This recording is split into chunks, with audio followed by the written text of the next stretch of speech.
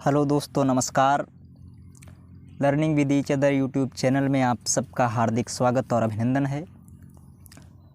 पिछली वीडियो में हम लोगों ने अवतल दर्पण के द्वारा प्रतिबिंब का बनना और उत्तल दर्पण के द्वारा प्रतिबिंब का बनना इसके बारे में बात की थी।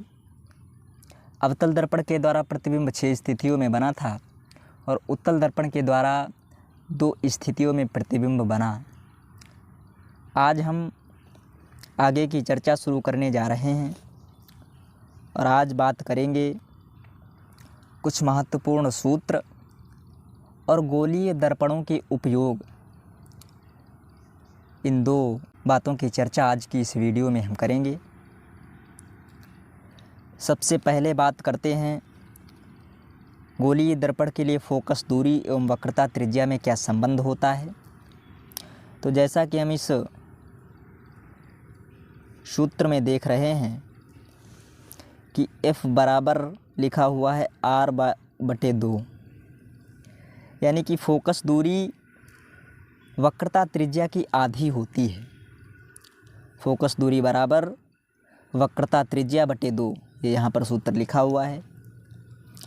F फोकस दूरी को रिप्रेजेंट कर रहा है और R वक्रता त्रिज्या को रिप्रेजेंट कर रहा है। तो फोकस दूरी बराबर वक्रता त्रिज्या बटे 2, F बराबर R/2। ये सूत्र बहुविकल्पीय प्रश्नों के दृष्टिकोण से भी महत्वपूर्ण है और आगे हम लोग जब आंकिक प्रश्नों को हल करेंगे उनके लिए भी इन सूत्रों का विशेष महत्व है। आगे हम चलते हैं अगले पृष्ठ की तरफ। दर्पण सूत्र यहाँ पर लिखा हुआ है। वह सूत्र जो दर्पण की फोकस दूरी, दर्पण से वस्तु की दूरी तथा दर्पण से प्रतिबिंब के बीच की दूरी के बीच संबंध बताता है, दर्पण सूत्र कहलाता है। यदि दर्पण की फोकस दूरी F है, दर्पण से वस्तु की दूरी U है तथा दर्पण से प्रतिबिंब की दूरी V है, तो इन तीनों के बीच में संबंध दर्शाने वाला सूत्र जो होता है वो यहाँ पर लिखा हुआ है। 1/F बराबर 1/V प्लस 1/U, यानी 1/F बराबर 1/V plus 1/U। F focus दूरी को रिप्रेजेंट कर रहा है, V दर्पण से प्रतिबिंब की दूरी को रिप्रेजेंट कर रहा है और U दर्पण से वस्तु कितनी दूरी पर रखी हुई है उसको रिप्रेजेंट कर रहा है। चलते हैं हम अगले पृष्ठ की तरफ। यह सूत्र भी आंकिक प्रश्न के दृष्टिकोण से बहुत महत्वपूर्ण है। लगभग जितने भी आंकिक प्रश्न हम करेंगे वह सब इन्हीं सूत्रों की सहायता से हम कर पाएंगे, तो इसलिए ये सूत्र केवल आपको याद करने हैं और F, V, U ये सब किसको रिप्रेजेंट कर रहे हैं इनको भी हम सबको ध्यान में रखना है। चलते हैं अगले पृष्ठ की तरफ। एक ये कि दर्पण में आवर्धन क्या होता है। तो आवर्धन की परिभाषा लिखी हुई है कि दर्पण द्वारा बने प्रतिबिंब की लंबाई तथा वस्तु की लंबाई के अनुपात को आवर्धन कहते हैं और आवर्धन को m से प्रदर्शित करते हैं। यदि वस्तु की लंबाई O तथा प्रतिबिंब की लंबाई I हो तो आवर्धन बराबर प्रतिबिंब की लंबाई बटे वस्तु की लंबाई, यानी कि m बराबर I/O, ये होता है आवर्धन।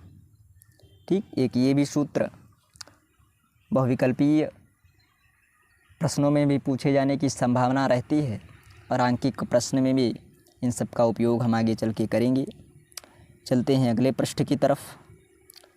अब हम बात करेंगे गोलीय दर्पणों के उपयोग की, कि गोलीय दर्पणों का उपयोग हम कहाँ कहाँ पर कर सकते हैं और उनमें सबसे पहले बात करेंगे अवतल दर्पण का उपयोग कहाँ पर करते हैं। सबसे पहला उपयोग जो होता है कि डॉक्टरों द्वारा शरीर के सूक्ष्म भागों की जांच करने में अवतल दर्पण का उपयोग डॉक्टर शरीर के सूक्ष्म भागों की जांच करने में करते हैं, जैसे दांत के डॉक्टर, आँख के डॉक्टर अवतल दर्पण का उपयोग करते हैं, क्योंकि अवतल दर्पण जो होता है वो किरणों को एक जगह पर संकेंद्रित करता है और फिर वही जो छोटी से छोटी वस्तु होती है उसको हम आसानी से देख पाते हैं। उसके बाद हजामती दर्पण में, हजामती दर्पण का उपयोग मतलब होता है कि जो नाई के दुकान में जिसका उपयोग करते हैं हम लोग, दाढ़ी बनाने में, बाल कटवाने में जिस दर्पण का उपयोग करते हैं वह अवतल दर्पण होता है। तीसरा है कार की हेडलाइट में तथा टेबल लैंपों के शेड में परावर्तक के रूप में भी अवतल दर्पण का उपयोग करते हैं। आगे चलते हैं, उत्तल दर्पण की बात कर लेते हैं। स्ट्रीट लैंपों में परावर्तक के रूप में, स्ट्रीट लैंप जो गलियों में लाइट लगी रहती हैं उनमें परावर्तक के रूप में उत्तल दर्पण का उपयोग करते हैं। और मोटर कार में जो शीशे का उपयोग ड्राइवर करता है वह भी उत्तल दर्पण होता है। तो इस तरीके से हम लोगों ने आज की अपनी इस कक्षा में 3 सूत्र देखे और अवतल दर्पण का उपयोग और उत्तल दर्पण के उपयोग के बारे में बात की। पहला सूत्र हमने देखा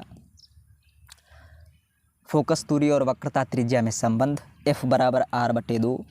दूसरा सूत्र हमने दर्पण सूत्र देखा 1/F = 1/V + 1/U। तीसरा हमने आवर्धन देखा, आवर्धन का सूत्र M = I/O।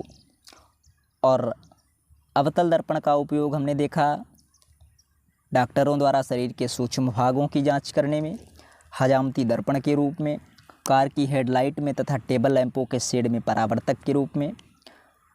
और उत्तल दर्पण में देखा हमने कि स्ट्रीट लैंपों में परावर्तक के रूप में और मोटर कारों में पश्च दृश्य दर्पण की भांति। तो दोस्तों इसी के साथ हम लोगों ने प्रकाश के परावर्तन के भाग को पूरा कर लिया है और अब इसके आगे हम बात करेंगे प्रकाश के अपवर्तन की। यदि वीडियो अच्छी लगी हो तो वीडियो को लाइक करें, वीडियो को शेयर करें और यदि आप चैनल पर नए हैं तो चैनल को सब्सक्राइब ज़रूर करें। बहुत बहुत धन्यवाद।